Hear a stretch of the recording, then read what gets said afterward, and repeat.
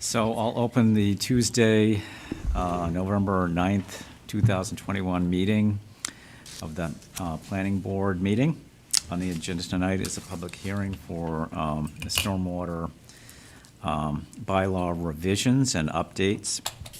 The senior housing special permit continued, and then board business to discuss upcoming schedule and agenda items. So first on the agenda is the public hearing for the stormwater management bylaw. Patrick, do you want to introduce that and then walk us through it? Sure. The engineer from Weston Sampson, Tim DeGuglielmo, from Weston Sampson, who did the editing to our existing bylaw, which you'll see behind number 1. Before we do that, do we need to read this? Yes, we should read that because this is a public hearing. We need to read that advertisement. Okay. Thank you, Mr. Chair. I'll attempt to read it.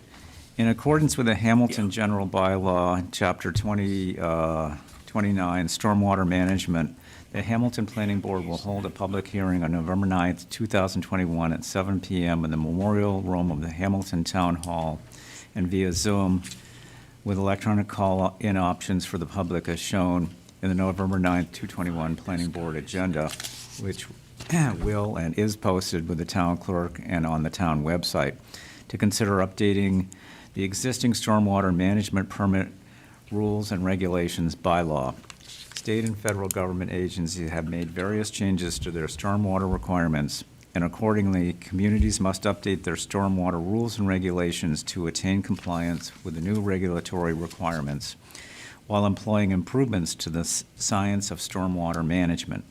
A copy of the proposed changes to the existing rules and regulations are available with the Hamilton Planning Department. All wishing to be heard regarding the matter should attend the hearing via Zoom, which will be posted and is posted with the town clerk, and upon the full posted agenda for the November 9th, 2021 Hamilton Planning Board regular meeting. Okay, Patrick. Thank you, Mr. Chair. As I was mentioning, Tim DeGuglielmo from Western and Sampson is here tonight. He has been working with the DPW here. Tim has taken our existing stormwater management special permit documents, which are basically regulations. They're not bylaws, they're regulations. So the board has the ability to make changes to those as it needs to from time to time, and that's what we're doing. The state and the federal specialist relative to stormwater management have provided us with some changes that every city and town should be integrating into their processes. And if I could have Tim describe in a little bit more depth what those are, and he could walk us through some of the text as well. Can you make him available? Can everyone hear me? We can hear you. We can. All right, great. So like Patrick said, this is my name's Tim DeGuglielmo. I work for Weston and Sampson. So am I able to share my screen at all on this? Well, Tim, we don't see you yet, so hold on. Oh, okay.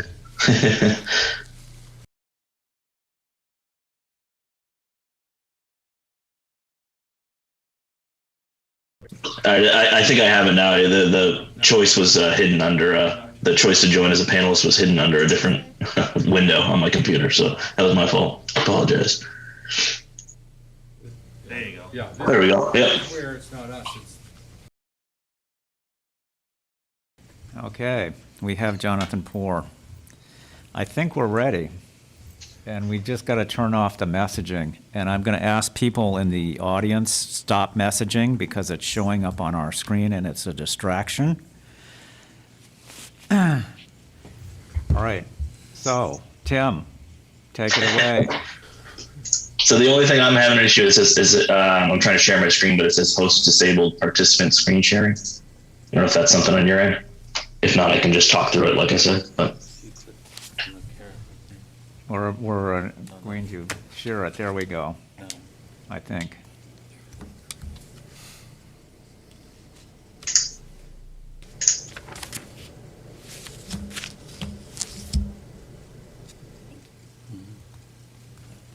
Okay, let's see. Is there, or can you share now? oh. There we go. Did that come up? Yep, got it. Now can we get rid of the white window? There we go. Okay. Good job. All right. Only took 20 minutes. All right. So, like Patrick said before, I'm Tim DeGuglielmo from Weston and Sampson, and I'm here to talk about the regulation changes required by the new MS4 permit, or newer, I guess. So just a quick history on the permit itself. In 1987, there was an amendment to the Clean Water Act that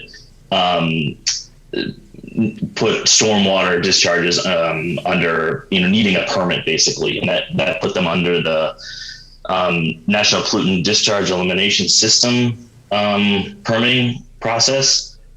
And then in the 90s, the first phase of this MS4 permit came out, and it covered what they considered medium and large municipalities, which was basically anything from 150,000 people and above, which obviously didn't include Hamilton at the time. It included some industrial parcels as well. And then in 2003, the phase 2 permit came out, which included small municipalities, which was basically anything under 150. And the other thing that included for construction projects was anything that disturbed an acre or more. So all these regulations that we'll talk about tonight are based on any project that would disturb 1 acre, and disturb meaning either clearing or earthwork, pretty much. So the history of the phase 2 part of this permit, obviously, like I said before, it was out in May 2003, and it tended to be a 5-year permit and ending in 2008. The EPA and DEP didn't have a new permit ready at that time, so it was administratively continued. Basically, the permit was still out there, and the requirements didn't change, but they were still expected to be met. And then in 2016, the final permit, which is the one we're currently under, was issued in September of that year, with the effective date of July 1, 2017. And that was a general permit, and typically similar to the 2003, each municipality then would file a notice of intent to be covered for their stormwater discharges, basically to be covered under that general permit. And the notice of intent included more specifics on each town and how they would meet the requirements of the permits.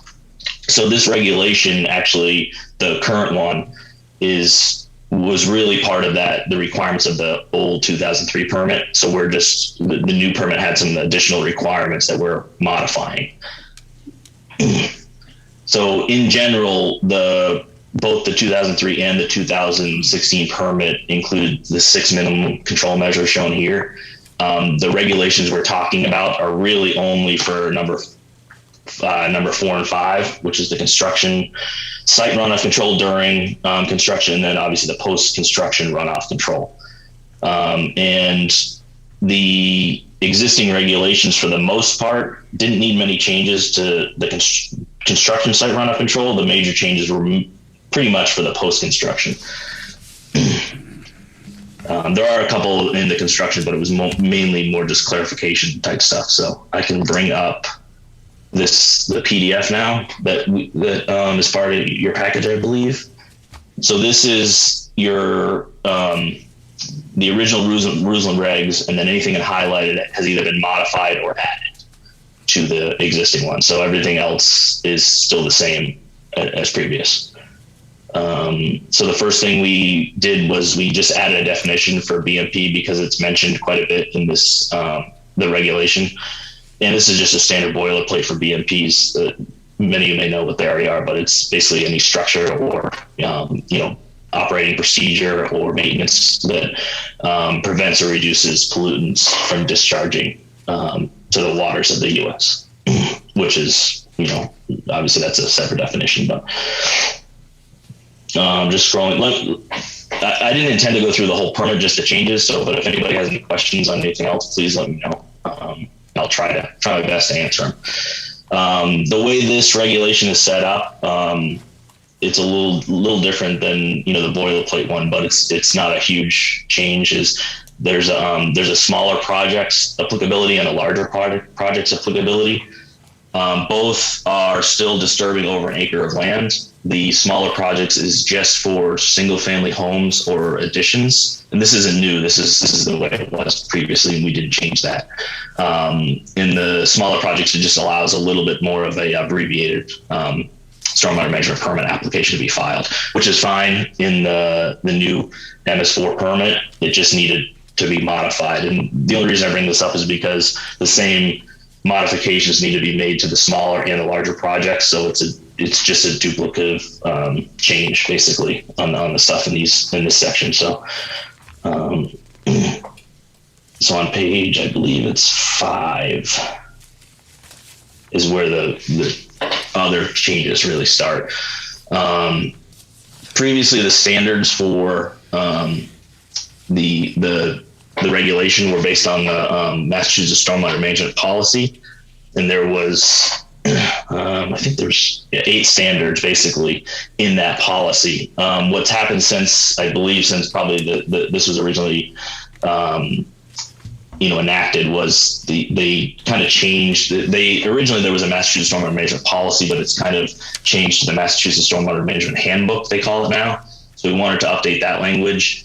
And then also the other thing we did was instead of listing the standards, because there is some talk of them updating these standards in the future, we added language. I'll scroll down here to where the stuff we actually added.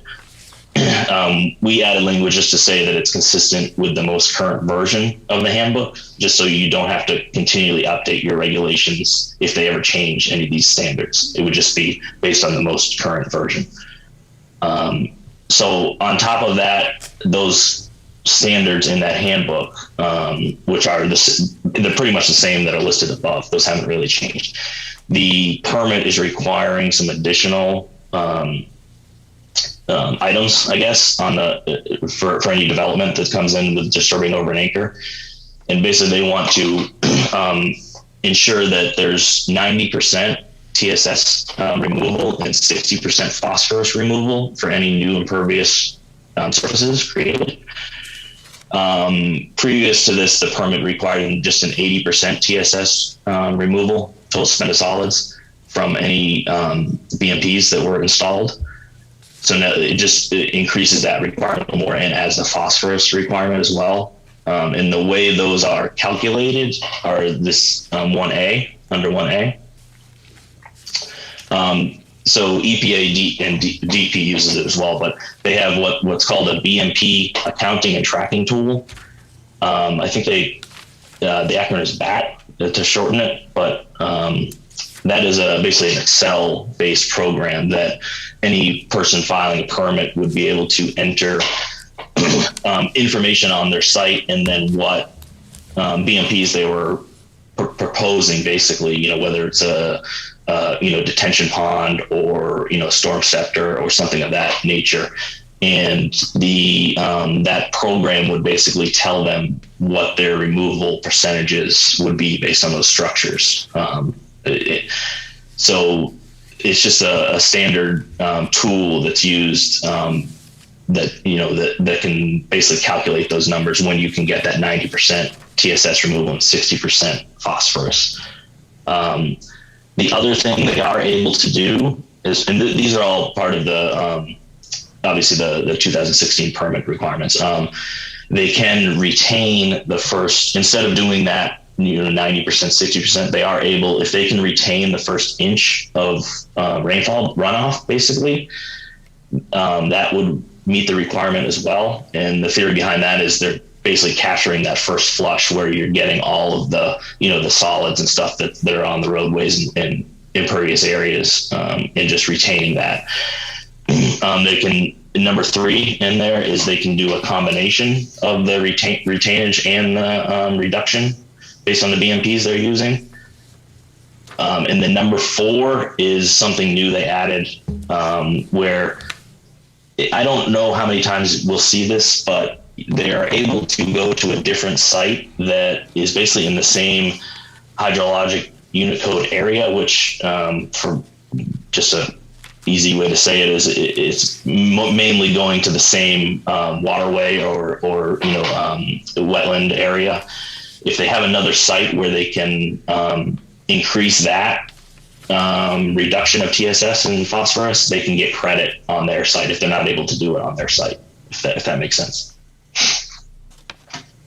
The second part that was added was, so the first, all that we just talked about was for new construction. The second part is for redevelopment, and they get a little bit of a break if they're redeveloping the site. Obviously new site's easier to, add these things than a redevelopment site. So instead of the 90% TSS removal, 60% phosphorus, it goes to 80-50. And it's the same calculation tool is being used. And then the only other change is, instead of retaining the full inch, if it's a redevelopment site, they only need the 0.8 inch retainage. So all these are exactly the same as the previous one. They can do a combination of the retainage or the BMPs, or, they can, if they have a site that is, theoretically close by, they could get credit for it.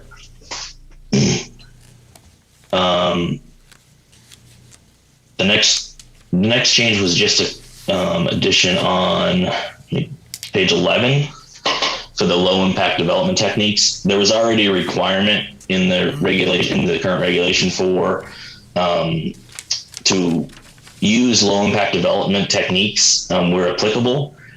The one thing that basically I believe EPA and DEP were finding was that there was no real record of what was looked at. If somebody said, oh, they're not applicable, there wasn't really a record. So they're basically saying that in the plan that you would submit for the permit, you would provide an evaluation of the ones you actually looked at that were considered for the development.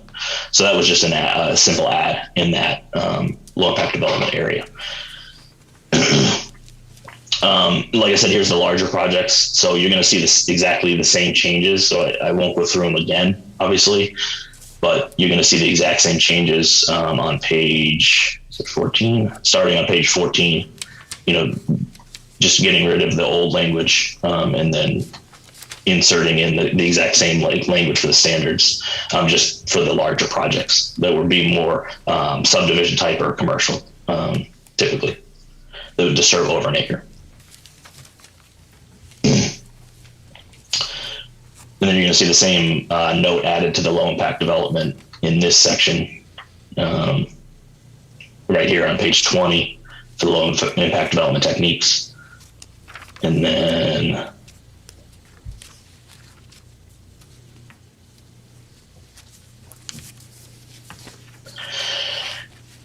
just some additional items that need to be clarified or changed based on the new permit.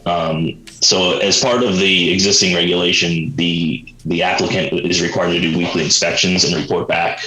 I believe it's monthly to the planning board or the agent on these type of projects, with just checking their site controls, erosion controls, stuff like that.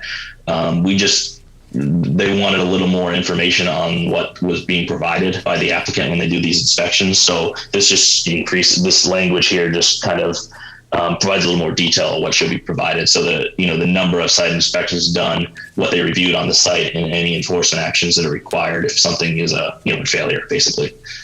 So that's part C on page 23 of this. And E here is just it's a tracking the town has to submit an annual report on all this stuff. So any enforcement actions or whatnot get reported back as part of the annual report on this permit.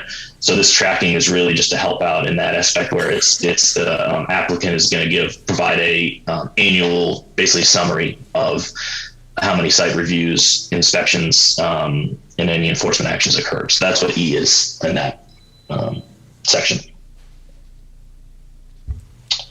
And then I believe there was only one more change here on page 25, and it was just related to the as-built, and just giving it more of a timeline.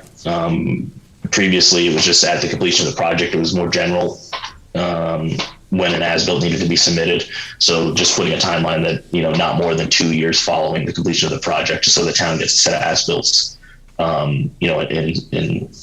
in a applicable period, I guess.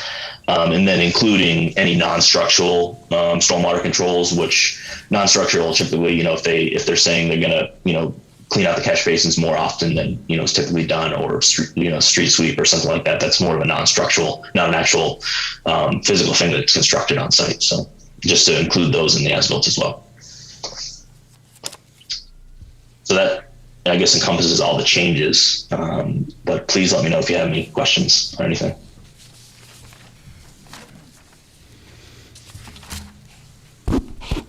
Mr. Chairman, I've got a question. Regarding the new low-impact development techniques. Tim, are you there? Yep, I'm here. Sorry. Okay. Regarding the low-impact development techniques, their reference to the local handbook, or is this to the state handbook? You talking about this in parentheses here at the end? Yeah.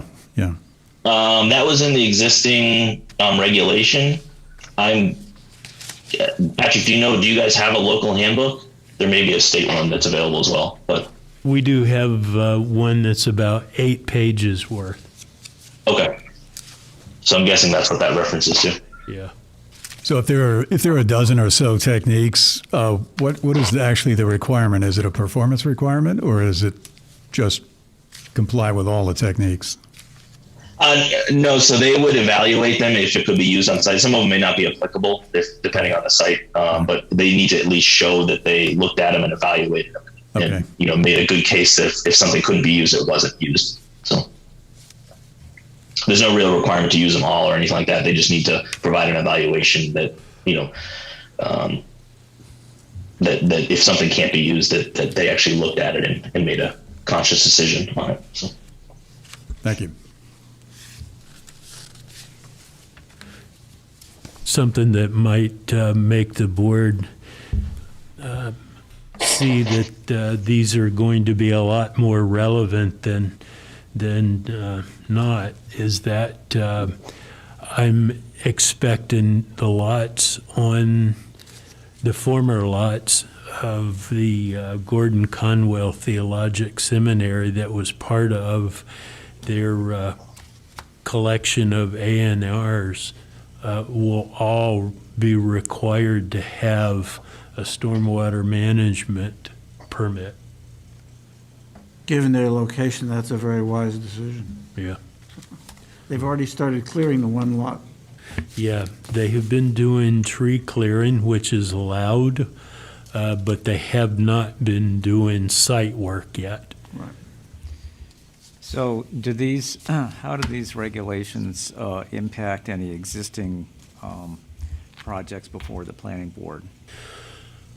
I did consult town council, and she told me that existing projects that are in permitting and have made application previous to the date of vote would, and the board needs to vote on this, the board needs to make a determination that everything, from the date of approval has to be subject to the new regulations, and everything prior to are subject to the existing regulations that are in place and unmodified. I'm not sure I understand. We'll use the 133 Essex as an example. Is it subject to the old or the new regulations? Old Okay, thank you. existing. Yeah, okay, got it.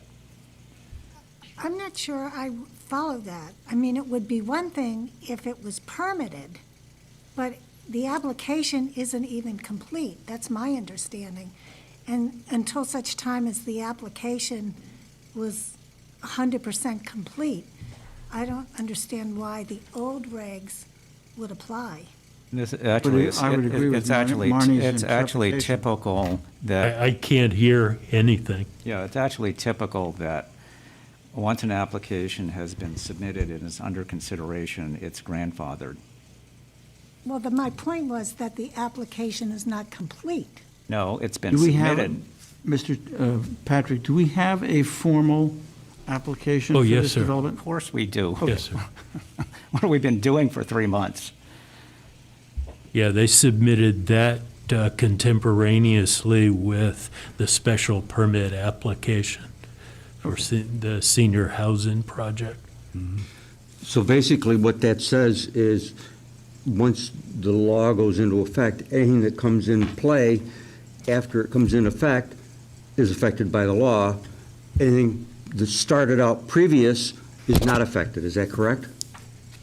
Correct. The, everything prior to the vote of acceptance is in effect related to and regulated by the existing ones as of now.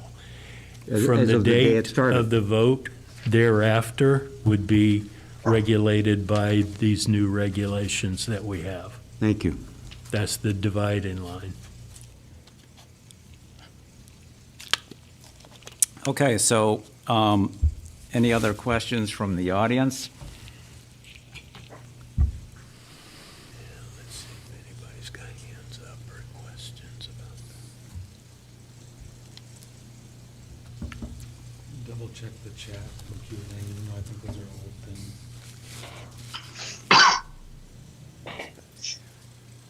So let me ask one other question, Patrick. Yes, sir. Is it possible that the board, at its discretion, can make the new law retroactive through some date? Various laws are allowed to be retroactive. Is that something that's prohibited by state statute, or is it customary, or do we have a choice? That would not be customary to take a new law. That's basically setting the goalpost back on an applicant. And But that's, the applicant is still in process. No. We've, asking. you're not moving the goalpost, and we're not regulating with a pencil and eraser here. The applicant has submitted an application. The applicant has an application in process. You can't go and say, well, I'm sorry, we're subjecting you to new regulations. This is standard operating procedure with bylaws, you know. It just doesn't work that way. That's basically what I said, what I asked and said a long time ago. Yeah. Is he done sharing his screen? Marnie?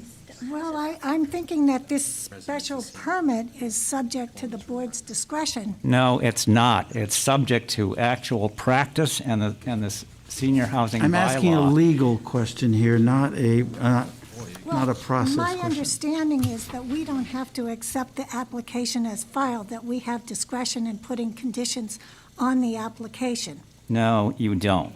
You don't get to rewrite the process by which an applicant submits an application and then proceeds under those bylaws that were in effect at the time. And I don't want to have this discussion over and over again that delay the entire process every time we try and make a decision. Well, I would say that my point is that with the changes in climate, with And the... that's not relevant. We're talking practice and procedure I'm here. asking a legal question here, whether the grandfathering is guaranteed by law, or whether this is something that the board can do. Laws often are made retroactively. I mean, we would have to look at the actual bylaws to see if there are any provisions in there that preclude them from being retroactive. Normally, if a statute The is bylaw, determined to be retroactive, it's specifically stated. I think The you've by- said this a dozen times already. the bylaw does not speak to the application of retroactive of bylaws, and I don't know why we're having this discussion, and every time we come up against some question, we get stuck in, well, should we be applying this? We just don't do this. It's never been done in the 18 years I've been on the planning board, and why we would start doing that now, unless there is a compelling legal reason, I just have no understanding why we would do that. Well, the compelling reason might be to further protect the environment. I get that, but that's not the point here. The point here is due and fair process, not about what we would like the bylaw to do and what we think it should do. I get that, but it's fairness and application of the existing regulations under an existing application. You can't move the goalpost, and we can't be regulating with a pencil and eraser. It's kind of simple, forward, and it's not like some huge conclusive detriment that we were using the existing bylaw under an existing application. Patrick, might I suggest we have a No. town council opinion on this? No. Every time we come to this decision, we have town council rule on this. It's got to stop. We just make I no did- progress here by doing this. Yeah. I mentioned a while ago, I did discuss with council. She advised me, Patrick, thank you for the additional information and clarification on this matter. As we discussed yesterday, in order to avoid any confusion, the planning board may want to include effective date language in the new/amended regulations to the effect that the new amended regulation applies to applications filed on or after the date that the newly amended regulation is approved by the planning board. All right. and there you Robin have it. Stein, Esquire. So you've got a legal opinion. So the only thing we can do here is vote to accept these and apply them to any future applications that come before the planning board.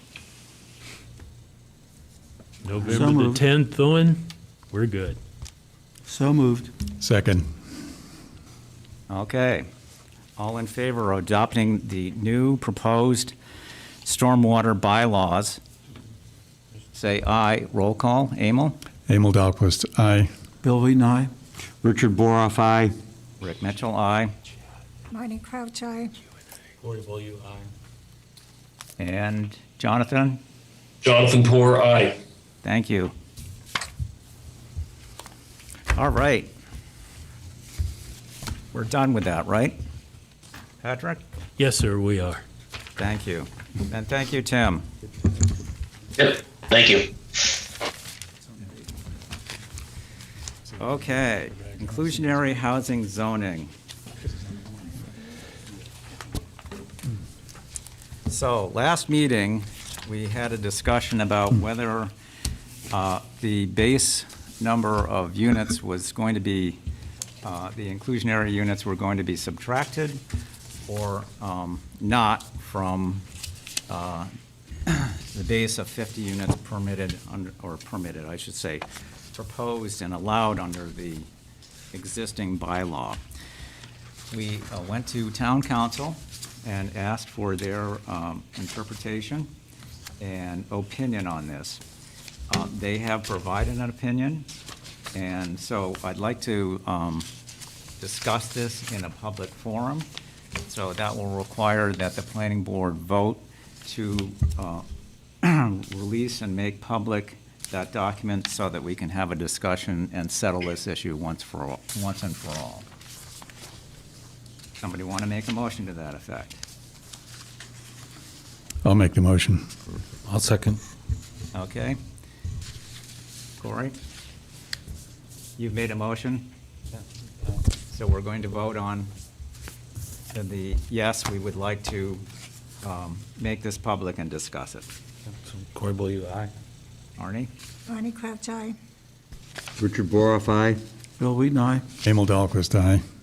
Jonathan Poor, aye. Okay, Rick Mitchell, aye.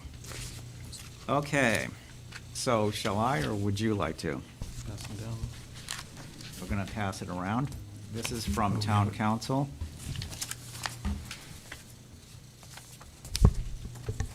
And this will be made available to any and all participants because it's a legal document now in the public realm. And this follows the questions that the board discussed at the last meeting. Those questions were, number one, what is the correct number of required affordable units as per our zoning bylaw section 8.3.2 and 8.3.3 in response to the 50-unit senior housing project proposal? Do you want me to continue reading? Yeah. Okay. Response: it is my understanding that there is no question that Section 8.3.2 applies to the proposed 50-unit project, where Section 8.3.3 provides in any development subject to this section, the 10th dwelling unit and every 7th unit thereafter shall be an affordable housing unit. It is my opinion that the project is required to provide 6 affordable housing units. Specifically, a plain reading of the bylaw requires the 10th, 17th, 24th, 31st, 38th, and 45th units, for a total of 6 units, be affordable housing units. And that just confirms her prior letter at our last meeting. Correct. Okay, second one is really the question that the board wanted an opinion on, and you want to continue with that? Sure. We would like your opinion whether the inclusionary housing bylaw supports reducing the base number of senior housing units allowed to be built on site by the equivalent number of approved inclusionary housing units in the instance where an applicant is either paying an in lieu of fee building equivalent units off-site or donating land as provided under section 8.3.4, question mark. Response: in my opinion, section 8.3 does not admit of such an interpretation. Section 8.3.4 provides alternatives to providing on-site affordable housing units and is focused on the creation of those units.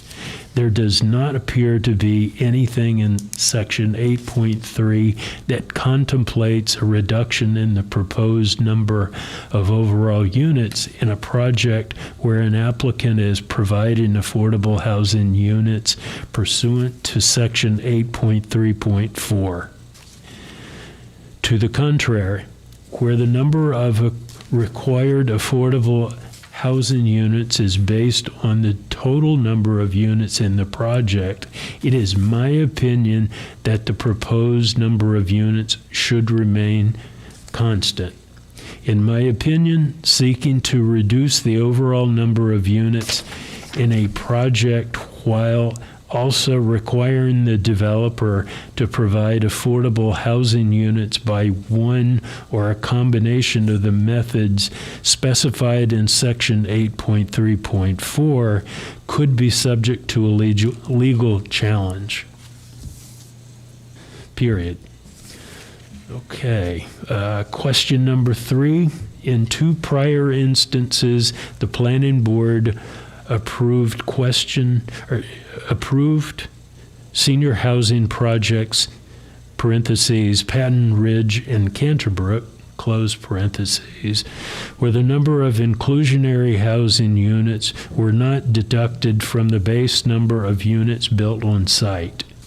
If the planning board were to adopt different decision-making criteria, as an example, deducting the inclusionary units from the base number of units allowed to be built on site, to what extent is the planning board bound by these prior decisions, and what legal defensible criteria would the planning board need to justify changing its interpretation and application of the inclusionary housing bylaw requirement for providing affordable housing units? ? Her response: with reference to my response to question number 2, in my opinion, the prior approach taken by the planning board to not make a reduction in the number of units proposed to be built is sound and should continue. Please let me know if there are any additional facts which I should be aware, and I can review the same for any impact on this opinion. Otherwise, if you have any question, please do not hesitate to contact me. Thank you. Very truly yours, Robin Stein. Okay, so any questions by the board?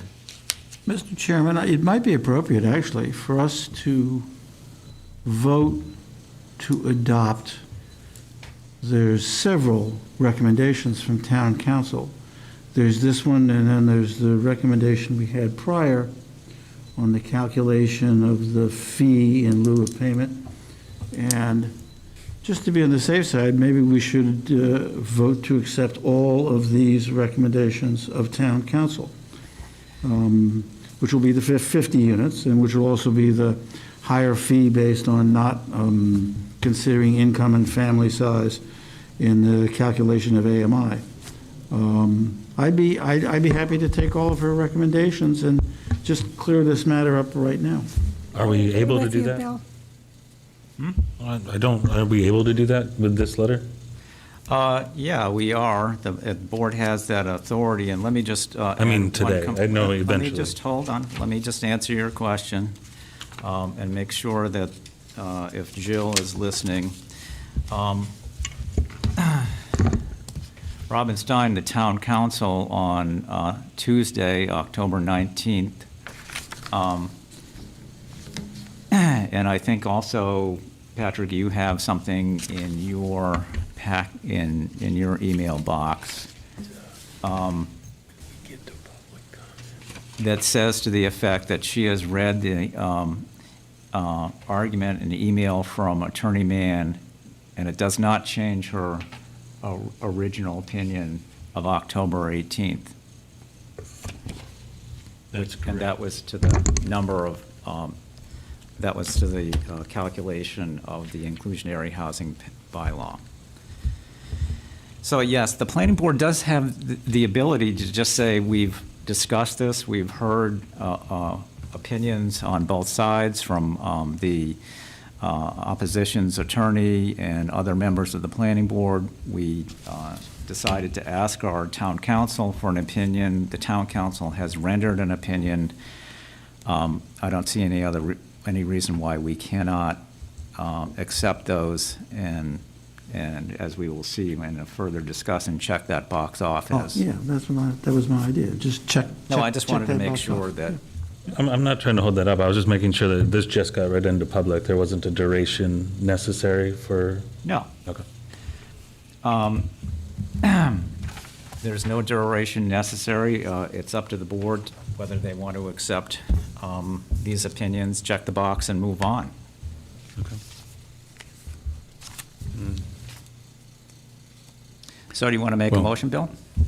I would make a motion that in reviewing the petition for 133 Essex, that the planning board accept the opinions of town council, and that the project is permitted to construct 50 units on site of market rate housing, and the project will make a payment to the Affordable Housing Trust in lieu of 6 affordable housing units.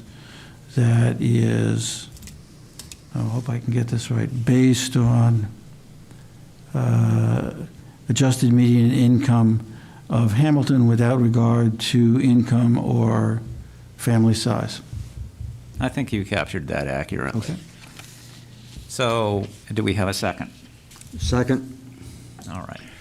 Mr. Chairman, before you take the vote, would it be useful to make sure that there's no public comment? We could have public comment, but I don't think it's going to change the outcome. Attorney Eliason has submitted written documentation as to what her opinion is in a prior hearing. We certainly could have other opinions, and if there are any, then Just to keep the process clean is the only reason I brought it up. no, I think that's it. No, I appreciate that. I think that's a good idea.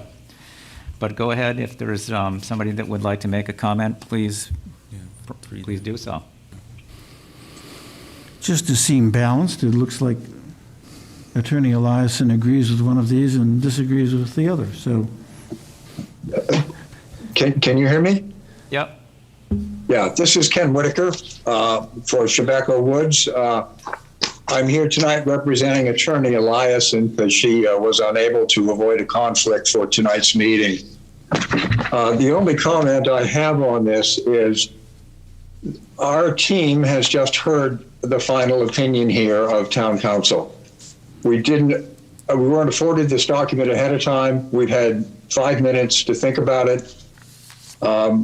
It's only fair that we should have a chance to examine this document and comment on it before the board takes a final vote. I think that would be consistent with how the board treated applicants' counsel last week, giving them an opportunity to discuss the opinion of Town Council. I think it's only fair that we get a chance to do that as well. Your attorney actually did submit a letter addressing these specific concerns. I understand that, but this is a new opinion that came in from Town Council, and we should have the ability to comment on that before the board votes. You're welcome to make a comment. These were discussed at the last meeting, so the issue is not a new one. We asked for Town Council's opinion on whether the 6 units should be deducted from the 50 base. That was discussed at the last meeting. It was thoroughly discussed, and everybody understood the question at hand.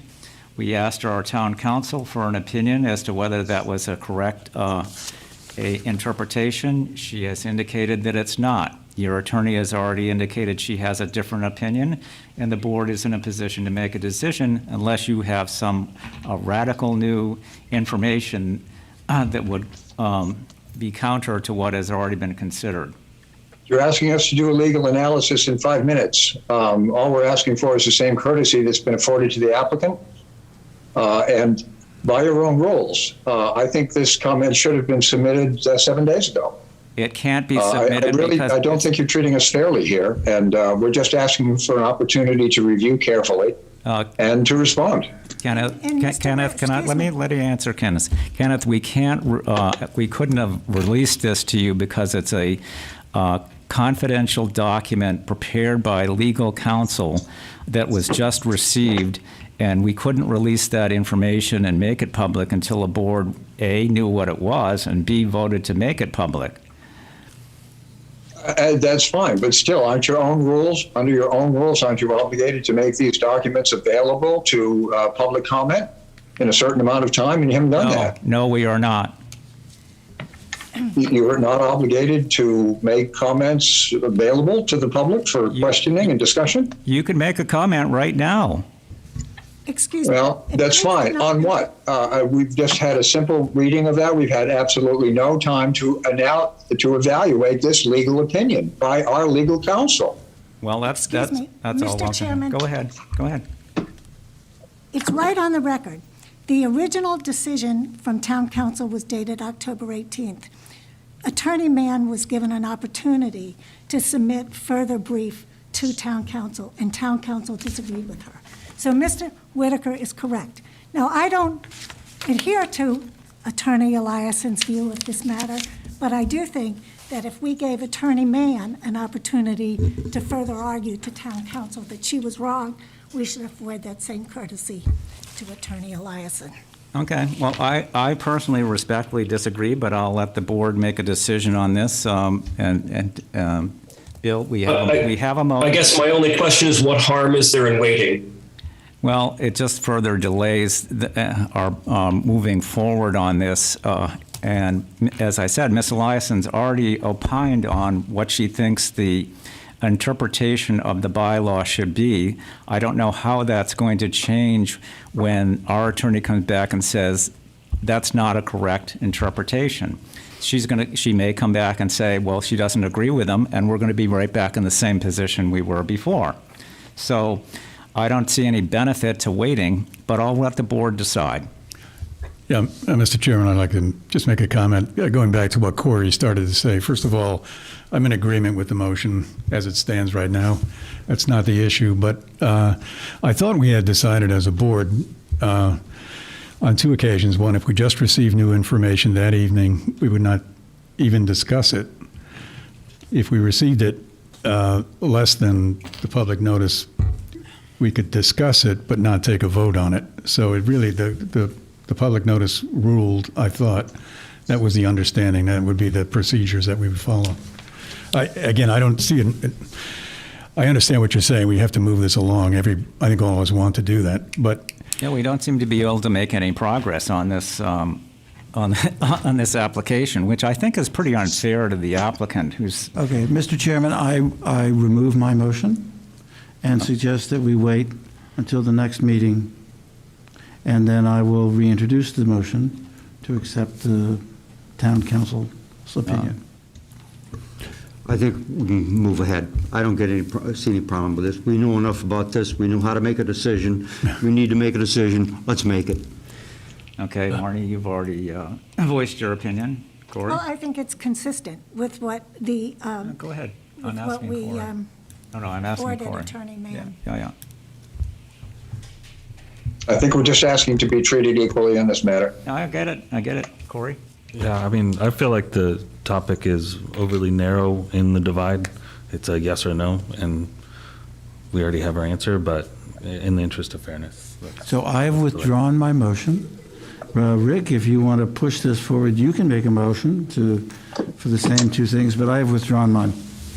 I have postponed it. Well, if we were actually going by Robert's rules, we'd have to have a motion to withdraw your motion, but I don't think that's necessary. So I'm getting the consensus of the board is that the board would like to wait before entertaining your motion, Bill, until our next meeting and give the public an opportunity to comment.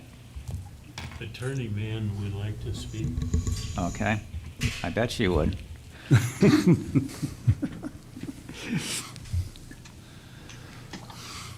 Good evening, Jill Mann here on behalf of Chabaco Hill Capital. I'm trying to figure out where my video is. I don't know if you can see me. I can't figure out how to make it so that you can, believe it or not. I think that may be on our end. Okay, no issues. So I just want to say that this is absolutely not something that the public is going to comment on. You are simply voting on what your interpretation is of the bylaw. Ms. Ellison gave a full brief to Robin Stein that included every element of her argument relative to density. The fact that she can't be here tonight should not impose, and further burden the applicant. There was public notice. It was going to be discussed tonight. Everybody needed to come here tonight prepared to do so. We heard the opinion of town council relative to both matters. Yes, I submitted another memo, but that is because when Ms. Stein issued her initial opinion, I was not given the opportunity to present something to her, but she had relied on a document from not only Ms. Crouch, but a document from Ms. Ellison. That's why I wanted the opportunity, because I had never been given one. Attorney Ellison had been given the opportunity, fully briefed the issue. It was delivered to Attorney Stein, and that's why you have the right to proceed. This just keeps getting the can kicked. If the board has an opinion relative to how, in fact, base density versus inclusionary housing is to be determined, and you have an opinion of counsel after considering two separate independent legal opinions, I think it's incumbent upon the board to put the issue to bed. By the way, you're not voting on accepting what is the inclusionary bylaw payment because we haven't gone through the process. That's the very last thing you do when we actually go forward with the decision, should this board choose to do so. So all you're doing is deciding on what you believe your bylaw to say. You asked for town council's opinion. You received it. I am stunned that Mr. Whitaker has come into this position because his counsel cannot be here saying that she's going to have an opinion greater than that which she submitted in her original briefs defending the issue. It just makes absolutely no logical sense. And we as applicants have the right to understand what your bylaw is before we continue to put more and more money into a project because people are demanding certain items from us, hydrology reports, blast reports, reviews on blast reports. We're spending a lot of money. You know, we're providing you with visuals of the site, everything. And all we're looking for is the very basics so we understand our economic position. And I don't think it's proper or fair to the applicant to allow this to be kicked down the road again. Not when it's already been briefed by both councils. Thank you for Mr. Chair, may I speak? Unreal. Mr. Chair, may I speak? I don't know who's, Ken Whitaker? This is me, Ken Whitaker. oh, go ahead. Yeah, I mean, the issue here is not how burdened the applicant seems to be in terms of submitting a whole bunch of information that's been requested previously. And it's not surprising that she would now asking for the ability to offer an opinion post-decision to attempt to deny us the right to do so. All we're asking for is an opportunity to carefully review what's been written and to look at that and decide if we want to issue a statement or some further discussion. It should be our right to do so in keeping with the usual practice of the board and the usual practice of allowing public comment in a certain amount of time. We're not stopping the project. We're not jeopardizing anybody's interests. We're just asking for the ability to fairly present our opinion and our response to a decision that was made by your town council. It's that simple. And again, I would reiterate the fact that this is an opposition point that you already briefed, and your counsel, you should be here to defend your position. It was Ms. Mann, you're not going to have any greater control. Okay. All right. Ms. Mann, you've asked for multiple. All right. I think we've heard enough. I personally agree that the board needs to actually learn how to make a decision. We're never going to get anywhere with this application if the board doesn't have the gumption to actually take an opinion from its town council and take an opinion from the opposition's counsel, which has been supplied in writing, addressing this very fact, and make a decision to move forward. Well, we can delay this again, but this is symptomatic of a really board that's really struggling to actually find its identity and actually use the authority that it has to further this application and get into some serious discussion about critical environmental issues around this proposal. So, but I think the board has spoken that it wants to wait until the next meeting to let the opposition and Ms. Eliason comment on it. And I can almost guarantee you we're going to be right back where we started, and we're going to make the same, Bill will make the same motion, and we will move forward on to the next element. So let's take a vote. Would the board members like me to reintroduce my motion, having withdrawn it? That's up to the board. We have two members that would like to proceed with a vote on this, but I haven't heard anybody else, and Corey seems to be on the fence. Wait. My opinion is this is not a critical path decision. There's many other larger issues to deal with, and there's good solid information to build on here, and I don't see how waiting one more meeting to vote on this particular thing changes the critical path of reviewing this application. I agree with Jonathan, and I actually think that Bill's motion is well taken. I think the opinions of town council are well informed. I suspect that the board will adopt those opinions, but I think as a simple courtesy, this decision of the board will not delay this project one day. And I think Well, it already has. It's Well, no, My I mean, withdrawal there are many more stands. issues to be determined, and this one is probably, in the big scheme of things, one of the simpler ones. Yeah. So I don't think Yeah, a and two-week that's what, delay. I agree with you, and that's what worries me is this board is unable to actually make a decision that it has the authority to make. And yes, the public input is important. The public has inputted via their attorney and made their argument as to what they think the interpretation should be. I think the consensus of the board is that we should wait for Ms. Eliason to review this and provide a written response or a verbal response at the next meeting. But I would ask this of the board, when we take up this next time, that this is we actually act in a clear, concise manner and dispose of this and move on to the more consequential issues that we have to face. Well, I agree with that. Yeah. If we're going to postpone, we're getting- postpone we it, just- definitely. we just keep- One week, one meeting only, and that's it. Yeah. We're just getting bogged down in things that this is an important one to resolve, but once we get clarity from town council, we need to move on. So I'm going to take it as the consensus that we will wait 1 week unless somebody has another opinion. Rather than say 1 week, you mean till the next? I mean, the next meeting. Next meeting. Next meeting. Okay? All right. I'm fine with it. All right. So let's move on to that.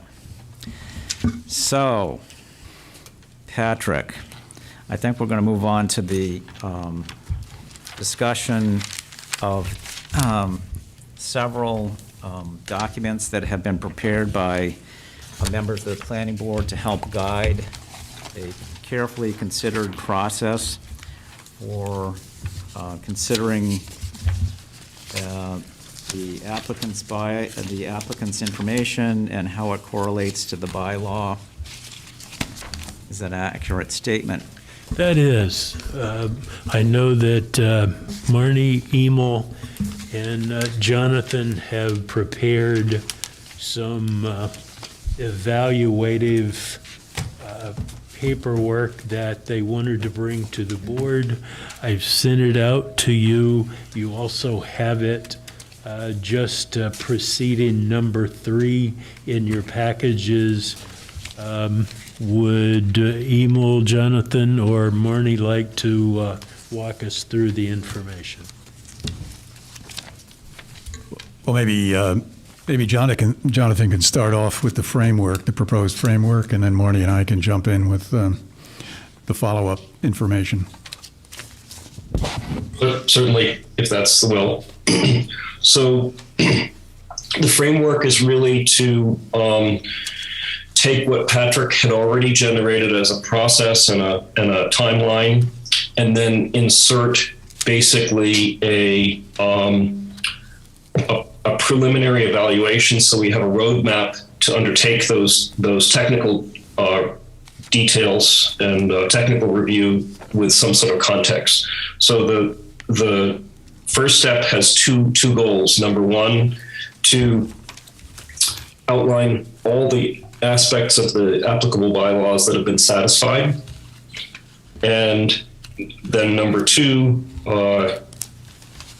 outline where there might be concerns or additional information needed. And this is a very preliminary sort of taking the pulse of what we need to do next, so that it informs the technical review when we get to peer review and individual themes in the review process. So I feel that if we go through this quickly, that it can create an efficient roadmap to this process. And so that's the outline of the first part of the process that we've laid out. Emil, you want to take it from there?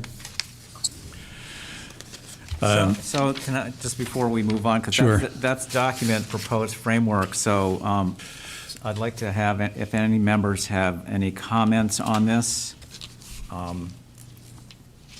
let's discuss it, because this lays out a fairly, I think we've been operating under this in a looser version. Now we've, I don't know who it was, Jonathan or Amy, have proposed to do it in a more systematic fashion, which is great. Obviously, a lot of work and time and thought went into this, so I assume on, and again, I don't know who am I talking to, is it Jonathan on this? On the framework, yes. So Jonathan, I just on page, the back page, page 2, before step 2, I assume this, the Part B inclusionary housing analysis goal and work product is just an example of what you're what you're suggesting. Yeah, and in a sense, we've already completed that part. Well, So evidently we so- haven't. Well, we've completed it in the sense that we've done the preliminary work. Now it's I dotting, T crossing, but we haven't even begun to figure out what I's and T's we need to deal with on the rest of the project. And so the goal here is to go through principally through the senior housing bylaw point by point, and just figure out where we're basically good to go and where more information and discussion is needed. Okay. All right, so who goes with the base bylaw checklist review? Marnie, do you want me to go next? Yes. Okay. I think that makes the most sense, yes. So I just point you to bylaw checklist review. It's actually a tracking sheet, and what it does is very simple.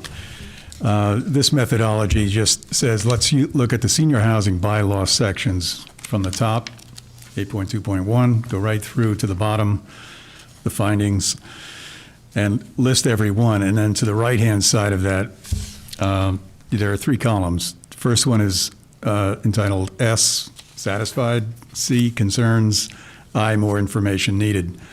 Now, the object here was to very quickly go through and take off the table any number of satisfied sections in the bylaws that there's either no issue with, or we felt we've got enough information, we can make a determination on it, so it's kind of settled. The C is one where there's some concerns that you don't feel it's fully resolved in your own mind, and I is if you think there's more information needed before you can arrive at a decision. So this is to be, was intended really to be a very quick tracking list, so each one of us can fill it out in advance, or as we go through perhaps the chairman, or if he delegates it to someone else, they could start off with 8.2.1 purpose, and then a show of hands, how many are satisfied, and if somebody raises their hand for concern, then it gets listed as a C in that category. And the person who is concerned gives a kind of a brief explanation of where that concern comes from. Now, it would be important here to move this quickly, not to get into any detail. We're not going to take a vote whether everybody agrees it's a concern, but just cite it as a concern to come back to in the next phase, so I would anticipate we're going to eliminate a lot of these as already satisfied or not particularly applicable in this case. So we'll come down to several of the concerned ones. Can I ask a Yes. question here? I think this list is very helpful. I actually went through it today and went through the senior housing bylaw, Yeah. item by item. I'm just a little concerned, and I'm sorry to use this, be redundant, I'm concerned about the concern. You know, it's like, has it been satisfied, or is there more information needed? Now, any one of 7 members could have a concern, as well as hundreds of people in, that are participating outside this process and various attorneys. So I'm just, I need some help in understanding concern, because that could be a very long Yeah. laundry list Yeah. that would bog the process down and and intentionally so. People just throw in concerns. Well, I don't like the and I'm just throwing this out as to be illustrative. I don't like the bylaw. I think it should be changed. Well, that's I feel not that relevant, it's yeah. inappropriate. This shouldn't be happening, and all these kinds of things that could come out. So I'm just help me get over Yeah. that. Yeah, I'm sure Jonathan might want to say something, but I'd like to. This is a very interesting project that we're talking about, and I've heard very little of the members address each other or discuss it amongst themselves. And I'd like to see that. So if I were to raise a concern, for example, in the next step, we would look at those concerns, arrange them by category. There might be a lot of concerns around one particular topic, and Right, neighborhood and or that's something. that's what I mean is That- we could get to a specific issue in this checklist, and all the board might have concerns, different concerns, as well as the participants and attorneys, and so I'm going, how do we deal with the concerns? Yeah. And because that could take up pages and pages of information, and we're like, so I'm not. Those are very good questions, and I'd love to address that. So what's really an opportunity, especially for you as the chairman, is if we first agree on what the purpose of this, and that the idea is not to deliberate on anything, and also the idea in the outline of the process was not to repeat information. So if something's a repeat concern, it's just noted and you don't discuss it again. So there's no repeat discussions and there's no deliberation. It's really just to take the pulse. And as the chairman, you have the ability to keep this moving along, because we all understand what the goal is. We do not want to get bogged down in minutia here. We just want a roadmap so that when we're doing the detailed technical review, we don't lose the forest for the trees. No, I very much appreciate the effort that's been put into this, and I think it's a good roadmap, so I'm not concerned about that. I'm the concern, and I love your characterization as chairman. I can get to move this along so we don't get bogged down in details. Well, I wish that would happen at some point in the future, but that's why I'm bringing up these concerns. So it may be, so I'm trying to understand, how will we limit this and deal with those concerns? You could even put a time limit on if somebody outlines the concerns, they get a couple minutes to outline the concern. And it's really, the purpose is not to deliberate. The purpose is just to create themes. Figure out the themes of agreement and alignment with the bylaws, and where are the themes of misalignment. That's all you're looking for, themes. Then your themes guide and inform the detailed technical review. Otherwise, the detailed technical review has no context. Yeah. So it's to create context for the. I'm still, so. Mr. Chairman, I interrupt? I'm totally confused. I don't get what you people are trying to get at. Well, I think something's. This actually follows the bylaw section by section. Right.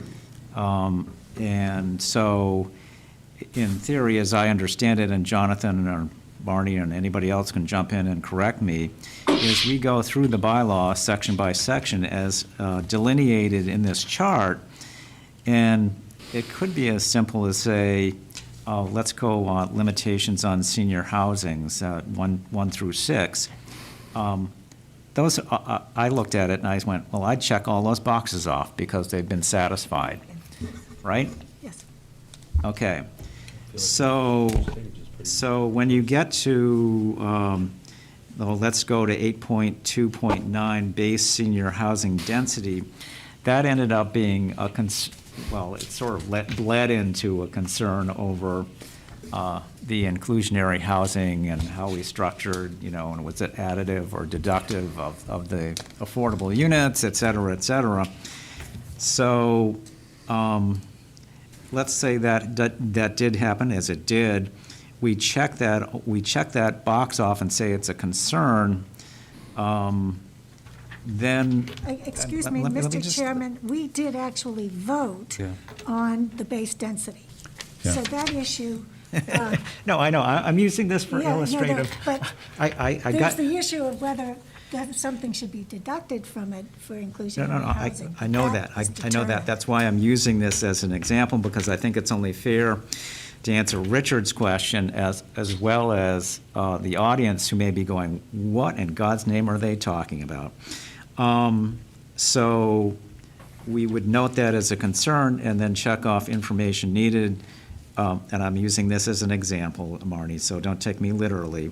If we needed the attorney's opinion, we would check I and more information needed. Is that sort of how is that how you envision this? Yes. So, but you don't need to get into too much detail. You could even, if you wanted to, really limit the outlining of the concerns to the topics or themes. You don't even need to elaborate, specifically what they are, if you wanted to do it that way. If you wanted to get through this thing in like an hour. So, okay. But to skip this step, I think, puts us into a real challenge in the technical review because there is no context. Yeah, and that's the real problem here, because you're going to see a lot of these come up, and once we get into the technical review, so it would make sense to analyze it in the first step, to separate out the things that will not be brought up again, rather than wait until further information comes out, because whatever the concerns people have probably will come up at some point, and I think this is a much more orderly way to go about doing the process. I just want to understand how this works, and so that it actually expedites the decision-making as opposed to bogging us down with innumerable concerns. But this is going to have to be a dynamic document. Yeah. We'll try this out and see how it works, and obviously we'll probably have to make changes to it. For whatever reason, we'll find out what works and what doesn't. So well, I think Marnie has an alternative way to do it, and well, actually, I'm not sure that it's an alternative. I think it's the idea is that Marnie's is the dynamic document. This is the bylaw checklist is a one-time use thing. You do it once, it gives you the themes, and then you transition into Marnie's document, which is a fairly exhaustive evaluation that you use as a tool for finding of facts, deliberation, and final vote. That's the live document that we work for the rest of the application process. But this first one is a really quick checklist. All right, let's move on to that one. Now, you've got Marnie's that she was the original author of this framework for going through the bylaw section by section and determining if it needed, what the applicant had submitted, what the evidence was submitted, need for more information, et cetera, et cetera. Okay. And now, are you proposing to use that in addition to the bylaw data summary? No, actually, the original document that I had essentially included the bylaw data summary, but it also had elements of the checklist that Emil prepared. Right. So I eliminated that component of it because we could go through that, as everyone has indicated, in an hour or so. But this, the data summary is actually the meat of this matter, and that is what evidence is submitted to support each and every bylaw to the extent they're applicable. And then toward the back, I indicated for the findings, the purposes and the findings, which bylaws would inform our determination whether the purposes of the bylaw have been served and whether we're able, based on the evidence submitted, with respect to specific bylaws to make the requisite finding to approve this application. Okay, so just, there's a lot of documents floating around here. So Marnie, since you were the original author of that, you modified it.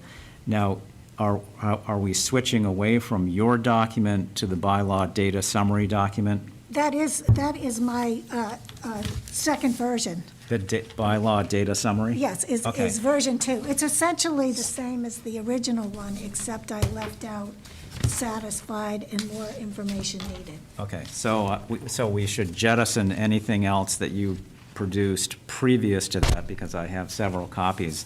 Right. And I just wanted to make sure Right. that I understood where we were going. Right, and so again, this bylaw data summary, that is a very dynamic document, and each board member can keep their own tally of what evidence they believe is pertinent to each of the bylaws. I mean, as we get more information and as we dig deeper into the peer review process, we can plug in the information that's pertinent to the individual bylaws. So, what is, just a question here, SCT and W? Save tobacco trails and watershed. Okay. Okay. So So, I'm in a little bit of sympathy with the developer in terms of process, having spent a lot of time and money on this. And a slight alternative would be to go around and have each member of the planning board say, what is it about what they know of this project so far that would prevent them from approving it? What do they need to approve it, or what needs to be done to the project, what changes, whatever, so that the project would be approved, recognizing that engineering data could come in at some point and say, this is not a good project for one reason or another, but assuming that engineering data comes in and says there's no technical faults, what would it take to make you vote well, for the project so that the developer can go back and say, can we meet these objections? Or how much is it going to cost for us to meet these objections? Are the revisions that would be necessary to meet these rejections things that we, the developer, can live with? So, first of all, I think there's an element in there that we're going to have to get to. But I think what this is designed to do is break this down, and it's a comparative analysis against the bylaw, as opposed to, and we will get there, Bill, is we may go through this whole thing and, because this is going to be a balancing act. It's not like this is all, these have numerical values, and at the end we go, well, it doesn't get 50 points, so it doesn't pass. At the end, we're going to have a collective discussion about, is this provide the greatest benefit possible to the widest population in terms of the environment and open space and housing and affordable housing, and there are going to be numerous elements that we have to consider. But I think this is actually provides some clarity for all of us and for the participants that are not in this room as to what we're doing and how we're doing it. So I don't think we can have the kind of, what sounded to me like, and I could be wrong, is a subjective discussion about, well, how would they change the project, when we haven't even gotten through and to determine if it meets the requirements of the bylaw. Am I capturing that? I believe so. Yeah, this is a distillation process, and it's a rapid one, I think, just getting down to the issues. And I think it's the quickest and most efficient, orderly way to do it. Yeah, so I just wanted to, so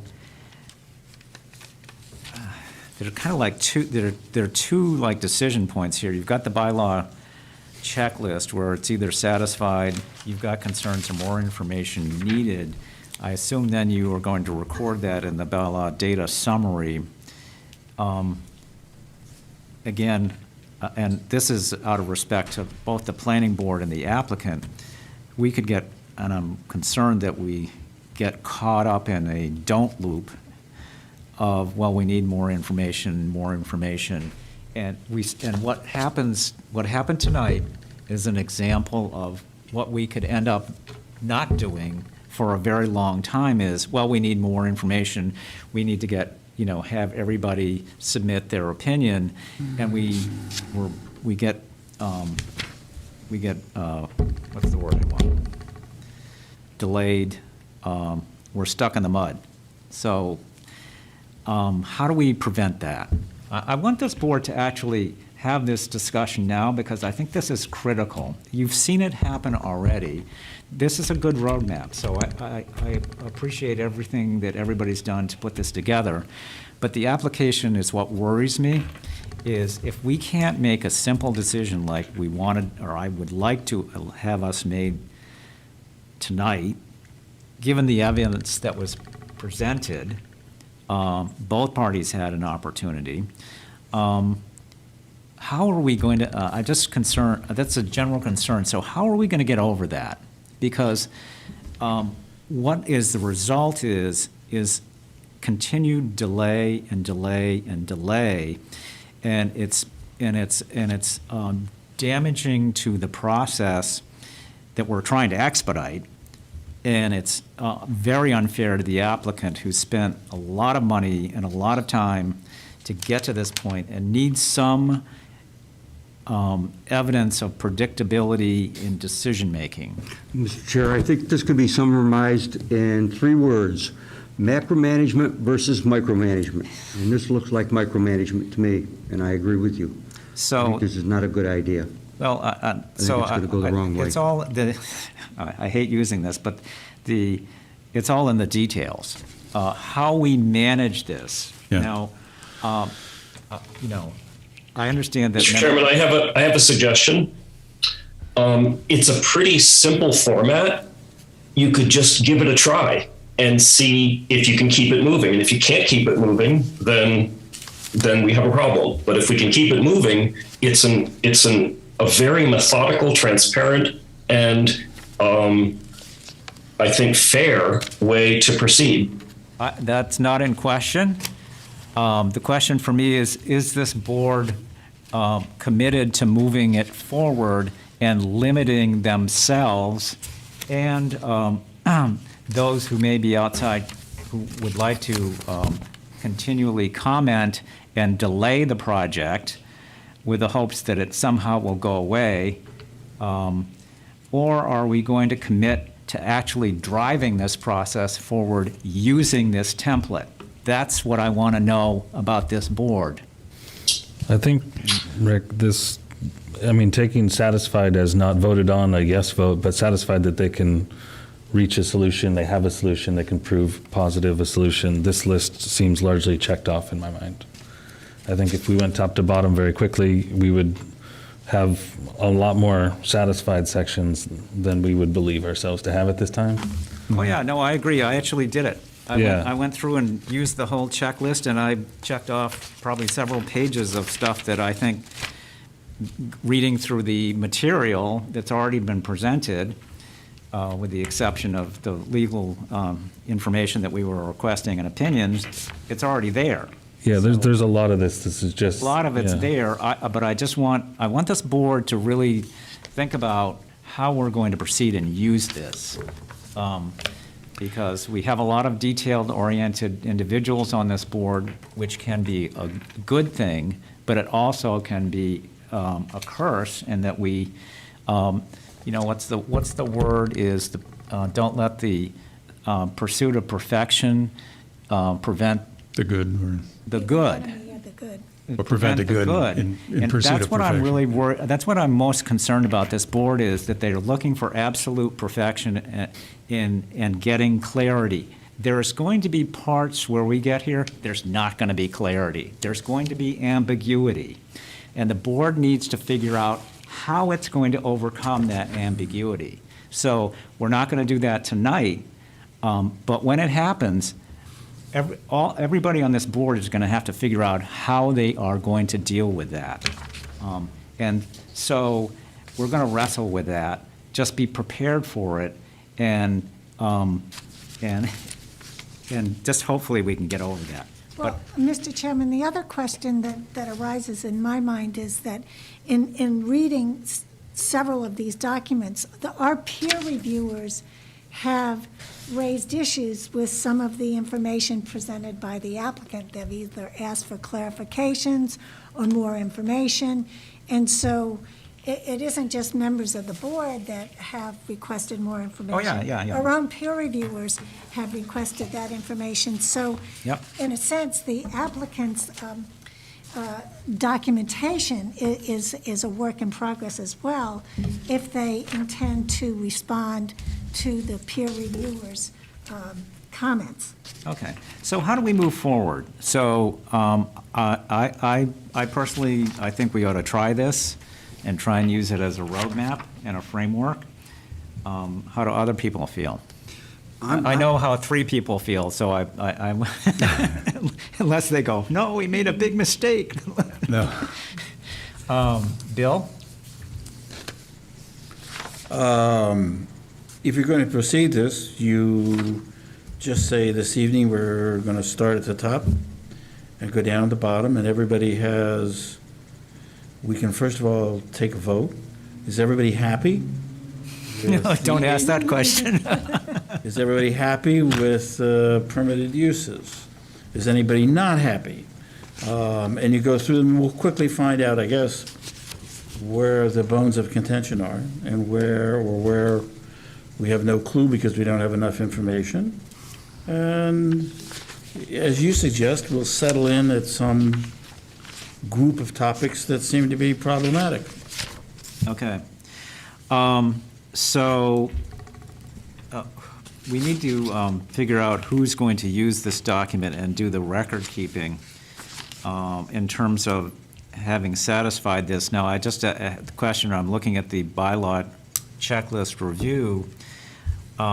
We could go through probably a couple pages tonight. I'm not sure we want to do that or not, but I'd like to have, I don't want to have 7 people coming with 7 pages and we're going, well, did you check this box? Did you not check this box? So we need to have a process of how to use this in a very efficient manner. And I think the other part of it is that if each person has this, I can see where this would lead to a lot of open meeting law violation. I'd be very concerned about that. You can't discuss things No, privately. we can't among ourselves, for sure. That's correct. No, so the devil is in the details here is how do we employ this document? Well, another idea is we could all go home and put our check marks, and then we could bring them in, or we could hand them to Patrick, who would give them to somebody to coalesce, and we'd quickly find what things everybody felt similarly about, whether it was SC or I, and what things there was a lot of disagreement about, and then we'd focus on those things. That's what I was concerned about, though. If we do this at home, are we going to start calling, hey, what did you say? Wait a minute. No, you can't. we can do it here. Violate the law. You go home and you fill it out. Yeah, I think at the end of the meeting, if we would go top to bottom, and I think it would go quickly, we would have a list, and then we'd just do a summary, how many Cs, so that we all agree, everybody can do their own tracking on their own sheet. And then you tally, the satisfieds are dealt with, so the Cs are left, and the Is, probably be very few of those. So it really is just a tally sheet, a tracking sheet, and be easy to track. And then next meeting, we get into Marnie's, and then chart, and then she'll have a record of what all the Cs are. Everybody will have the same record at the same meeting, so. So, Emil, how would you deal with like 8.2.17? It's lighting. And as an example, but both stating an opinion here, I don't believe that is a topic that's going to make or break this No, it isn't. project. So I would see that as a satisfied to move forward with, provided that we do see that information at some point. Yeah. But obviously not a concern or. Correct. So- The only issue, well, the problem I think we have in a project like this, in its complexity, is, again, it's the relationship of the different pieces. Almost all of them interact with another piece, so it's a little complicated. But I think lighting is an example where, I mean, that's pretty much dealt with. You know, that's not a tough one. And Right. Excuse me, one thing that might be helpful is if we had an understanding of what peer reviewers have been engaged and what specific topics or bylaws they've, what specific documents submitted by the applicant have they been asked to comment on. So that's clearly would be more information needed. that's a big one, yeah. So if we knew what the status of the peer review process is, that could be very helpful. And Patrick, if you could report on that. I have tried to put, the peer reviewers in my data summary, but there may be others who are still working on different aspects of this project, and we just haven't gotten the information yet. There are various elements of the peer review work that still continue. It's a very involved project. Right. I've already asked or been asked by our consultant team to obtain additional funds. They have gotten to their first milestone. Frankly, in that we have been so encumbered by the inclusionary housing elements, I haven't wanted to bring forward the technical kinds of things because you having the enormity of confusion related to the inclusionary housing hold up the technical things. I just don't think it's good for the board to encumber itself that way. I've sent everything out. You have the work products, but given scheduling, I think that we've needed to do the zoning related things earlier in the process, and we're not done with that yet, obviously. I think that once we do get the housing, inclusionary housing elements out of the way, we then set the density, we set the land area, we do the other kinds of things that predicate the physics of the project that allow us to then launch into the peer review elements, which are all technical oriented elements. Does that make sense? Yes, but we still haven't resolved the issue of how we collectively use this bylaw checklist review and consolidate the answers to come up with a governing document that everybody agrees on. Right now, Mr. Chairman, in my outline of process, it talks about the possibility of just reading through the sections and then just a raise of hands. It's not a vote, just a raise of hands. Is it satisfied? Are there concerns? Even if one person has a concern, you just write down there's a concern or information needed. So it's not a vote. It's just recording, quick recording, and the discussions about nuances of which peer review is on its way or in process or when it's going to be coming. That's all later. That's all in the detailed review. That has nothing to do with this bylaw checklist review. This is a very quick overview. So basically, that means that there would be one copy of this document. It would be completed during the meeting and then held by somebody like Patrick and then brought to each meeting and updated as we go through each segment. Is that correct? You could do that, or each person could record their own on their own checklist, and then you just hand in the checklist to one record keeper at the end. It can be very quick and The problem easy. with that second one is that if people start taking these home, there's going to be phone calls in between, and that would be an open meeting violation. We could start this right now if that's the concern. Pardon me? You could just start right now and just do it on the spot. Couldn't hear you. He said, do it now. Okay. So we could do that and see how far we get. And we'll find out where this gets bogged down. It's now 10 minutes of 9. Do people want to set aside, let's say, 20 minutes to try this? Because Sure, I think- start at the top I and think- go for a half hour. See- Okay, see what so- happens. So before you do that, what you might want to do is just look to see if there's anything out in the audience that needs to be attended to. I'm gonna say no to that because Okay. they have not seen this document, and asking them to comment on a document they have not seen is not a useful, Agreed. It's just making sure that we're not missing something out there, that's all. I'm sure we'll find out sooner or later, either internally or externally. So I'm ready to begin. Does anybody have a blank copy? No, I've already scribbled them, Ron. Oh, my God. I have a blank copy. She started talking again. Jill? I actually think we might get through a lot here that would further this process. Yeah. I've got a blank copy here. Here's, Oh, blank. Excuse me? Can they have? Okay. Who's going to be the record keeper? Jill Mann has her hand raised. I don't know whether you want to recognize that. Jill, go ahead. Jill?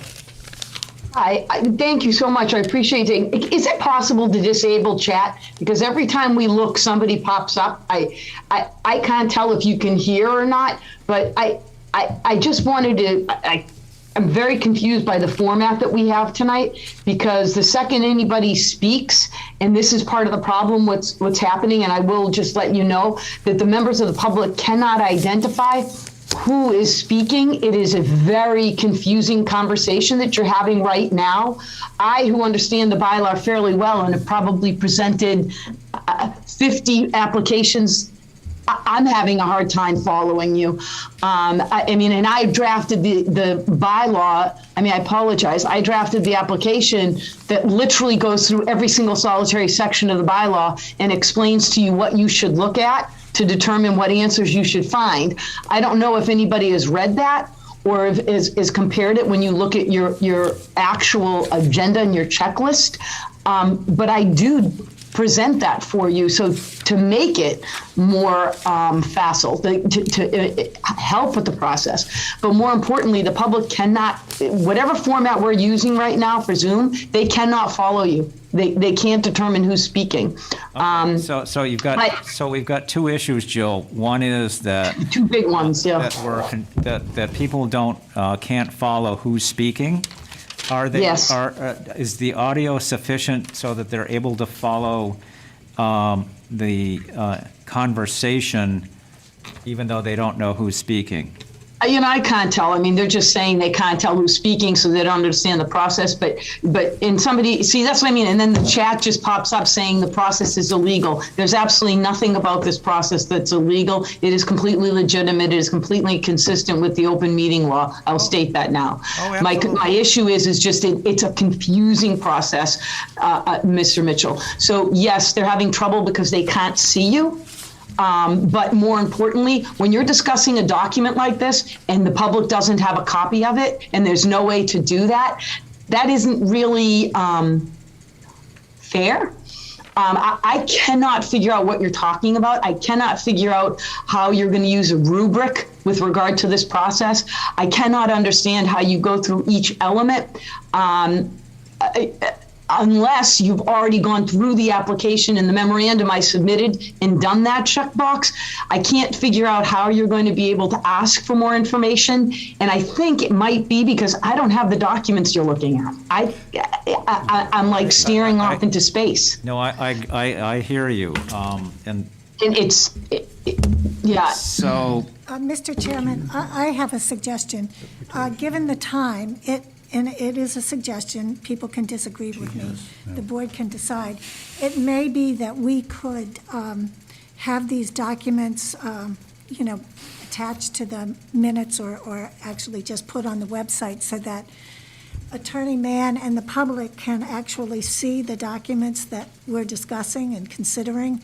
And then if all the members review the senior housing bylaw and any other applicable bylaws, we might be able to go through this checklist even more quickly than we could do in the next 15 minutes. And particularly if the members, had made notes about their particular concerns and actually studied the bylaw in depth. And we could then do it at the next meeting. And at that time, we'll also resolve the inclusionary bylaw issue. So I think if we look at it that way, we will make a lot of progress.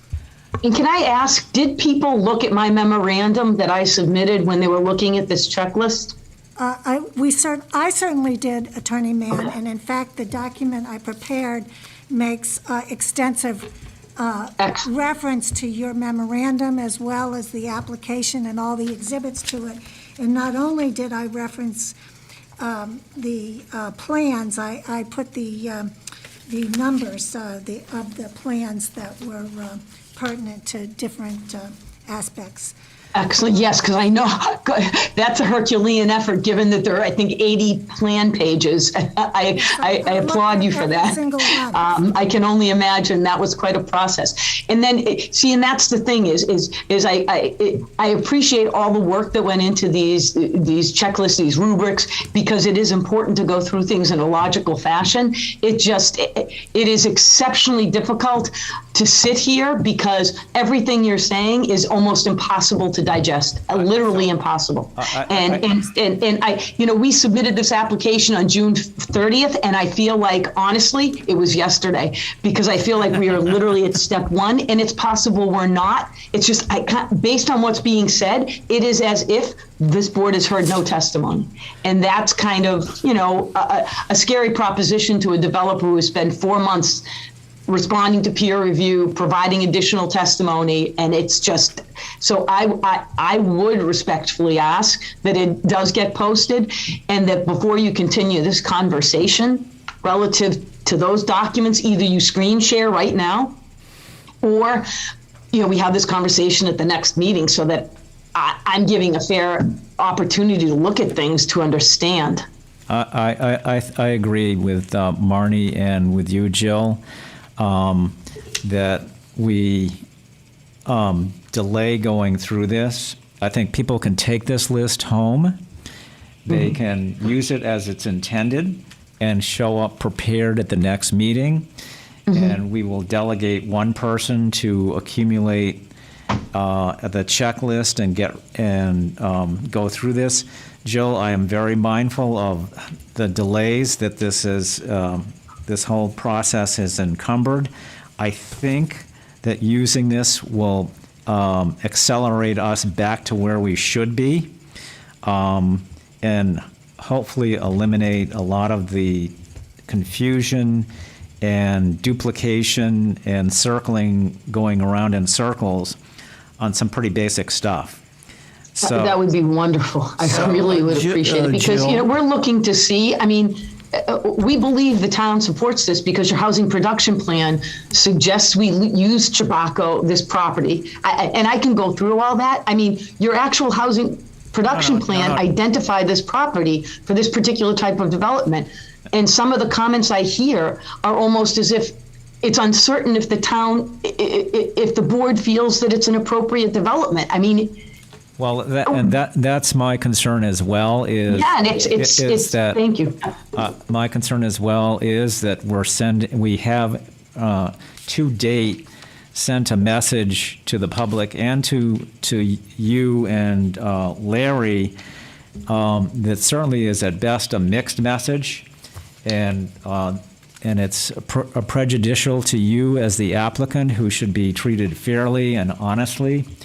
So I'm hoping that this document will sort of serve as a turbo to get us up to speed at a high rate and actually provide a roadmap and certainty for the board, the public, and you as to what we're doing and how we're doing it, so that everybody is hopefully marching to the sound of the same drummer.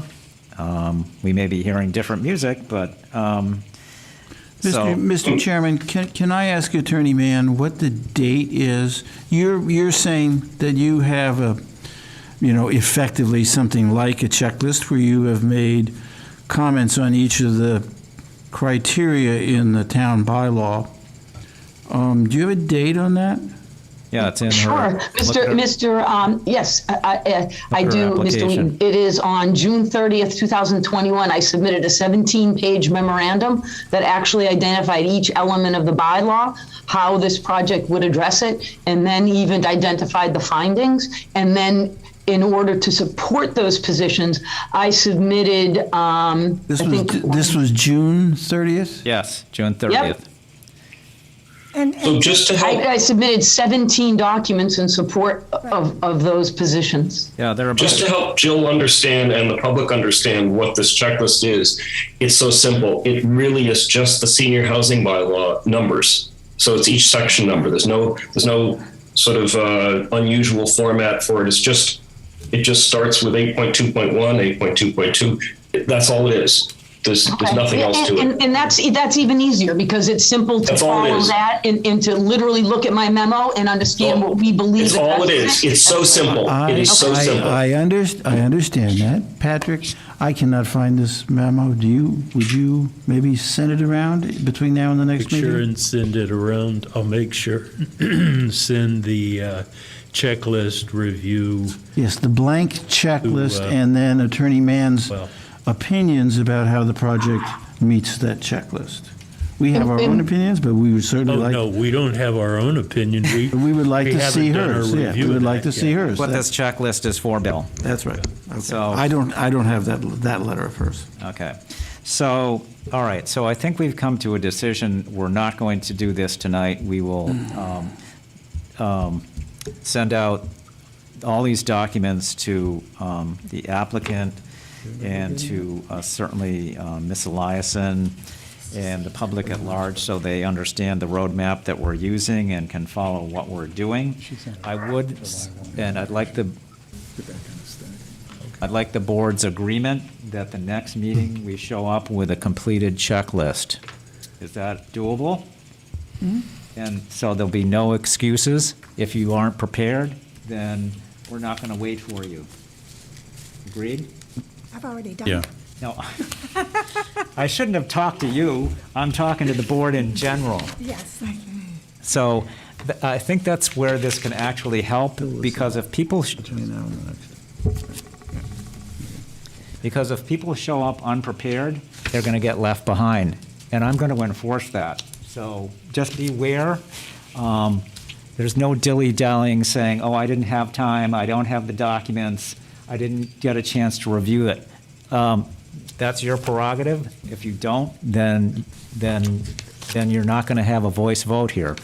So, and I'm going to be ruthless about that, because we're not going to go any more around in circles on this. So go ahead. I know that Ms. Delicio has been seeking to provide some public input for a little while. Okay, well, my apologies that we haven't gotten to you, so let's get some public comments.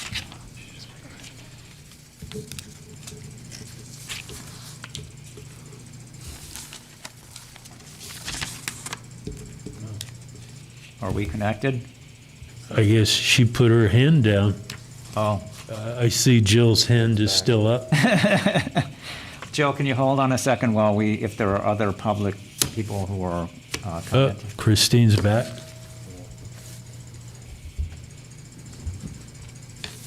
Christina?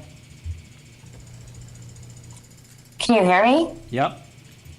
Okay, I guess I have no idea who's speaking, and as a member of the public, this is unacceptable. I am trying to figure out who's speaking, when they're speaking. This isn't okay. Like, you need to figure out a better way for us to understand what's going on. Bottom line, that's all I have to say.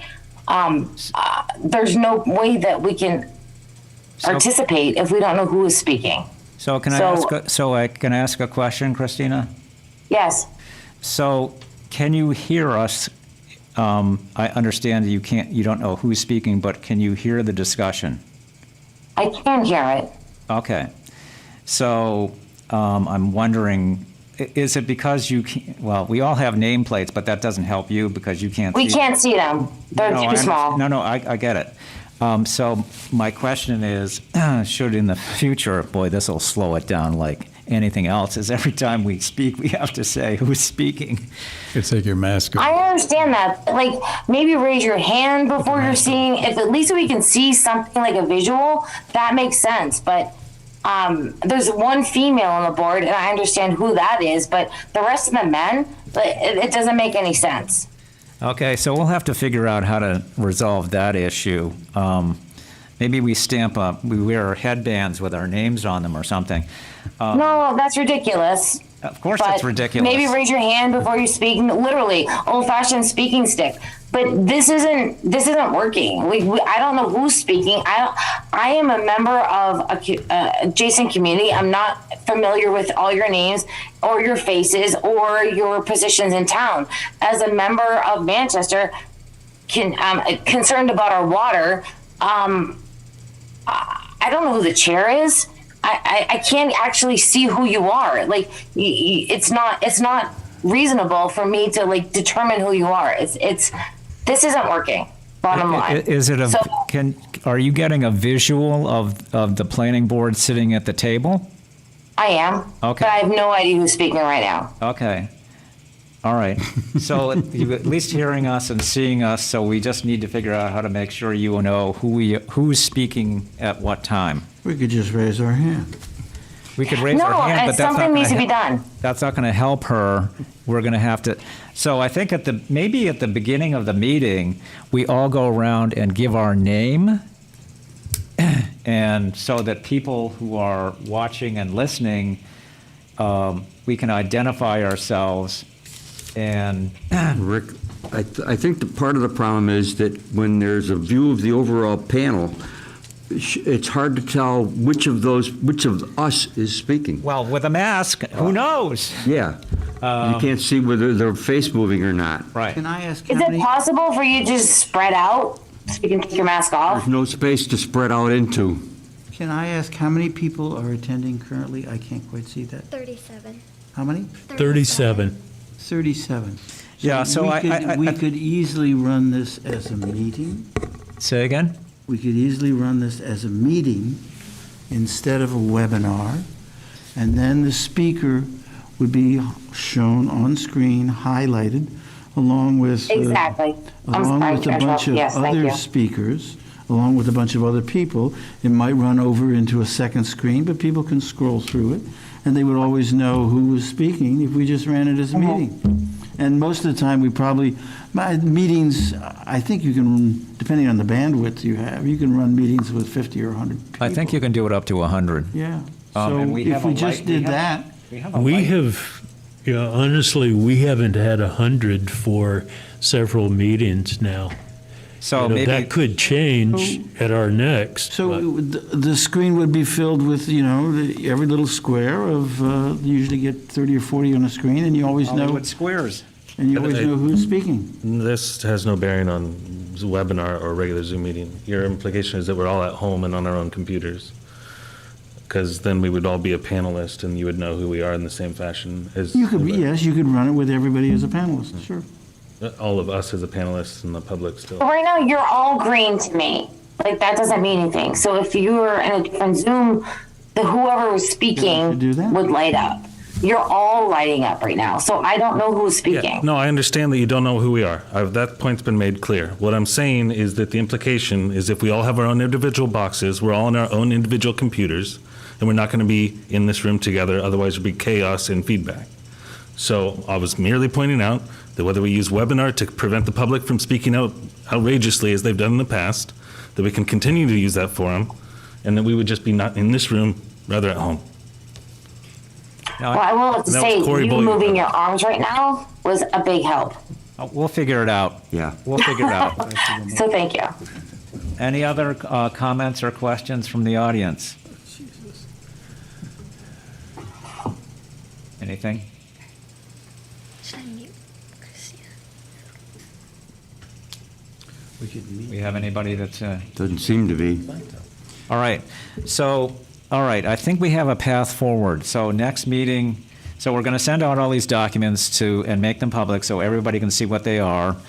And we're going to take these home and go through these checklists and come prepared to go through these like greased lightning. It's going to be a sprint, not a marathon. So Have most of my first page done. I've got all of my pages done.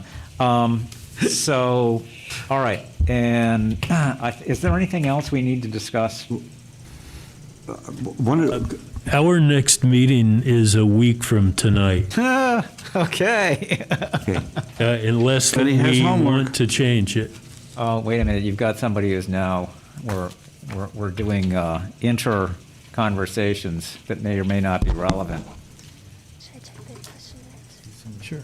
All right, Can I make a request? Never mind, I'm losing it. okay. So, we're meeting from a week from today. On the agenda, we'll be doing this checklist, which hopefully we can get through in 20 minutes or less. Does everybody agree to that? All right, so what else would be on the agenda? We had intended to deal in with inclusionary housing. Oh, yeah, the final Including- vote. Yep. Base number affordable units, payment in lieu formula. Number two, the applicant had a number of clarifications she wanted to bring forward to the board and the public. And then we've already begun addressing the matrix process and information, which I can send that out. Okay. Anything else people want? So specifically, other than what you just mentioned, what is it just going to be clarification of previously submitted documents by the applicant? I think that there's some of that. I think that there are some areas where the applicant wants to better educate us on some things that she thinks that haven't been wholly accurate. Okay, so if Jill, if you could, in concert with Patrick, if you could enumerate specifically what those subjects are, so we know what they are before we get to the meeting, would be very helpful. I actually have the list. I can tell not you right now. now. I had framed it in a PowerPoint, but I'm not going to belabor the point. I know tonight is late and the people are tired, but I have a PowerPoint to go over all of the fiction and what is fact. And I can tell you all of the, if you'd like, up to you. I can tell you right now what all the questions are that I plan on answering in that. There's 9 of them. Okay. If wanna hear? if you could enumerate those, because if we know beforehand, it may be that we've already clarified that through this checklist or through additional information or actually doing our homework. Sure, you ready? I mean, it's simple, literally 9 questions. Yeah, So yeah. basically, one of the biggest, would you like that, or you want me to put it in writing and send it to Patrick in a different format instead of doing it now? Yes. Yes, do I want you to do it in writing and send it to us so we can actually do our Understood. homework. Can we hear it, the 9 items now, just verbally? Well, certainly, you ready? Yes. Okay, pleases you. The number 1 question is, what are the purposes and intent behind the senior housing bylaw? I'm going to answer that question. Then the next questions are, what access rights, if any, does the public have over the property, and why is the opposition continuously referred to itself as saving Chabaco Woods with regard to this project? Because it is not Chabaco Woods. The next question is, what will be gained or lost if the development is denied? There's just all this consternation that if the development's denied, it'll be conservation land. That is far from the truth, and I'll explain. Then the other question is the property suited for development? Essentially, has the town identified the property as being a development that is in the best interest of the town? And has the town also identified this property as part of its forecast for including village living within the town of Hamilton? And I would suggest to you strongly to take a look at the Housing Production Plan 2019, page 32. That's where Chabaco Woods is identified as a possible partner, the owners, as a possible partner with the town to actually create the exact subdivision we're doing or development we're doing. Then my next question is there any truth to the allegations that the developer is not protecting the environmental resources on the property? I'm going to go through and show you how, in fact, we have put in place every control that is not only required pursuant to regulation, but is necessary given the sensitivity of the project. The next is, and this was brought up a couple of times by board members, what's the impact of clearing the development area? And will it have an impact on Chabaco Woods? And there's been allegations that it will heat up the watershed. I'm just going to show you how that basically, that's completely in total fallacy, and none of that is true. And that by virtue of clearing 6.2 acres, we're only clearing an area that is minimal in comparison to the rest of the site. It's not even 25%. And then the other thing was about Chabaco Woods and its scenic road nature, and allegations that there are so few of them. I just wanted to go through that with you. And then the final question is the one that I know a lot of people are concerned about. Is Hamilton running out of water? The answer is absolutely 100% no, but I can explain why people have bans. And then also, I do want the board to know, and I think it's pretty exciting, we have completed the plan that shows how we are going to remove ledge. We have had that reviewed by a company that we had hired for hydrology. We've hired this company months ago. It's just taken time to get that report. So it is being submitted to your peer reviewer tomorrow, because that's the process for which we submit those. It's a very, very, very interesting report. Both the blasting plan and the two reports, if you don't read all the exhibits, it's probably a total of 25 pages. And I think that the board will really, I don't want to say enjoy it, but I think it will be instructive, and it will really facilitate your ability to go through your checklist when it comes to identifying environmental components. And I think actually a lot of my presentation that I will give you on the 16th, answering all of these questions, will also address a number of your comments relative to the bylaws and how things really relate and what the real facts are. Thank you very much. Okay, sounds like a lot of meat. So if you could send that in a written form to Patrick, so absolutely, we'll have that. Patrick, go ahead. Let me suggest that I don't want to cut anything off, but we need to continue the public hearing to November the 16th. Okay. Yep. So, can I have a motion to continue the public hearing on the special permit for Chabaco Woods Capital Partners LLC, 133 Essex Street, to the 19th? 16th. 16th. I move that we continue the hearing on Chabaco as described by the chair to November 16th. Do I have a second? Say it again? Do I have a second? I second it. All right, Marnie Crouch seconds it. We'll go around the board and roll call vote. Jonathan Poor. Aye. Okay.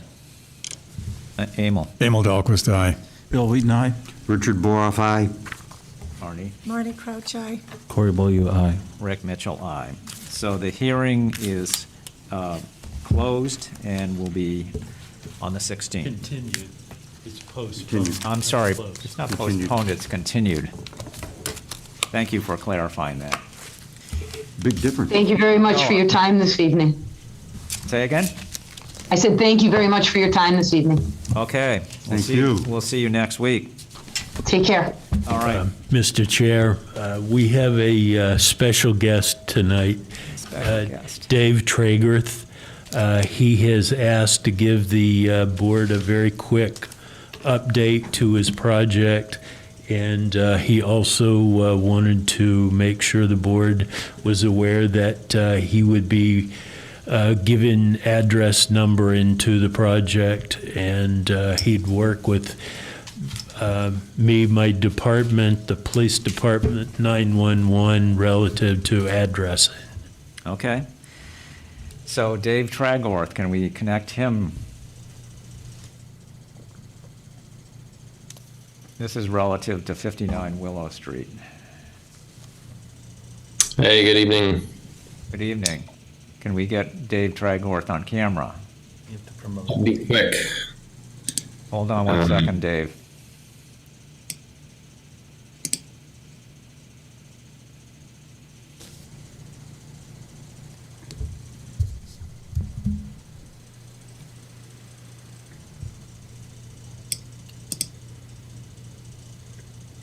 Oh, now if we can get rid of the box, we'll be good. All right, there you are. Good evening. I almost said good morning. So I just wanted to take you through quick. I'll be very brief, given how late it is. And if I can share screen, if that's possible, I think so. First of all, just to give you a quick update, everything is going really well at Willow Street. Really pleased with the progress, and everything's cooking along really well, and just wanted to give you a couple updates. So real quickly, on the addressing, 63 Willow Street will remain the same. I think many of you know that shortly after the purchase of the property, I apologize, I can't remember his name, but the barber shop closed John down the barber. due to health concerns. And so that remains vacant, but we are very excited about the next potential occupant there, and I'm working out the details as we complete construction. That will remain 63 Willow Street. The toy shop remains open and moving forward, which is great. The commercial on the ground floor will be, if it's split, it will be Unit A or B of 61 Willow Street. And then the residential will be 59 Willow Street, an apartment, 201, 202, et cetera, et cetera. So that will be, I'll work with Patrick to get that in process. In addition, if you've been out there, you may have seen that we've adjusted some of the fence lines on our site plan. At the request of our immediate neighbor, he asked that we actually put the fence on his property and give him the fence, which we were happy to do, and do it prior to start of construction so that he doesn't have as much impact. We did that. I think he's happy with that. And then we'll jog the fence when we continue the rest of it over here and just allow our neighbor to use some of the extra space that honestly they're already using. I'm not going to give up the parcel, but obviously just allow them through written agreement to use that space and move the fence a little bit in. So if and when you get out there to see it, you'll see that change. The last piece is, if you may remember, this is a passive house project. And as we continue to do the modeling and the finer details, it became really hard to put in these windows, which were actually dummy windows and never in use anyway, along the east elevation. I don't know if I could blow this up, but it's just these windows at the very top in the gable ends. And same on this side and here. These windows here will remain and be there. And you can see essentially that is where we are talking about. So again, in terms of when we talk about the planning decision and the plans, everything else matches, but these are not able to be put in. And part of the reason is because of the vaulted ceilings that we've got, and these are just some progress photos. Windows are in, the building is weather tight for the winter. Much of the rough mechanicals are installed on the second and third floor, and they will be insulating soon. So great progress, great views, great building, and just wanted to give you an update and certainly answer any questions if you had any. Dave, how has the site accommodated the incredible level of precipitation we've had this summer? We haven't. I've been really struggling on some other sites with water. The soils have been great here. Absolutely no issue coming out of the ground. It's been actually one of the best sites from a underground soils perspective I've ever worked in. That's great. So. I was expecting complaints through the course of the spring and summer, but to my knowledge, we at the building department haven't had a single one. Yeah, I think we've maintained a really good relationship with our neighbors, again, sort of putting up fences and accommodating requests where we can. And we've gotten emails from our neighbors saying, that the workers have been really respectful and of the timeline, time periods of work and those types of things. So we really kind of drill that home, and hopefully we'll continue that trend. It'll get a little quieter over the winter as everybody's working inside, and then it'll kind of roar back to life again a bit in the spring as we get the landscaping knocked down. We're on target for an end of April, May opening. And actually the affirmative marketing and general marketing for the affordable units has already begun. So we've started to receive applications for the affordable units, and we'll continue to receive them for a couple months all the way through up to March. And a lot of interest, which is great. So question, Dave. I know you won't be doing the landscaping until probably the spring, but in terms of the site, are you going to be doing any kind of setting up the parking before the ground freezes, or is that going to be done in the spring? Yeah, we're trying. So right now the septic is going to be going in imminently. They pulled the permit. We're trying to get all that stuff in so that we can get some kind of binder down. It's looking, to be honest, a little dubious. We're going to be putting in the utilities tying into the street that will get the asphalt binder down, which is the first course. But we'll certainly get a lot more of the site work done before the winter totally hits. So a lot of the finished work will be done in the spring. Any questions? Great. I think that's good, Dave. Okay, thanks so much. All right, thanks for the update. Time. Yeah, he is. So, Patrick, we've had the update. Next to minutes, I think. Do we have minutes? The September 21st minutes, I need to get some of the support and documentation put together for that. I'm going to need to watch the Zoom film, but we do have the meeting minutes from the 19th. Okay. Any discussion about the minutes from the 19th? I have to play the role of Marnie today. Say again? I'm going to play the role of Marnie today. That's a minor typo. I don't know which way to go with it, but on page 5, second from last paragraph, it says Jill Mann responded that income limits were stated in the period. So it either needs a word or needs to go as a sentence. Where exactly? It's on page 5, second to last paragraph, towards the end of the paragraph. So Barney, you're slipping. I guess so. there's the space like there's a word coming, but it's not there.